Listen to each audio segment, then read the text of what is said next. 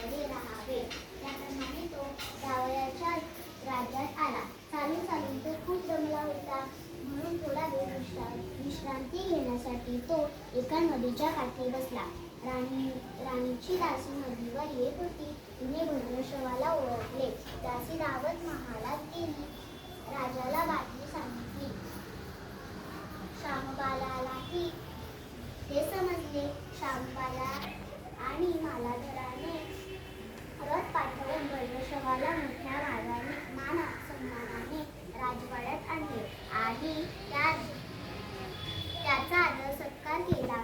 काही दिवस जावयाचा आणि मुलीचा पाहुणचार घेत भद्रश्रवा राजवाड्यात राहिला. आता परत जायचे विचार त्याच्या मनात येऊ लागले. जावयाला त्याने सांगितले होते. जावयाने संमती दिली. भद्रश्रवा परत जायला निघाला तेव्हा शामबालाने एक हंडा भरून धन त्याला दिले. तो हंडा घेऊन भद्रश्रवा घरी आला.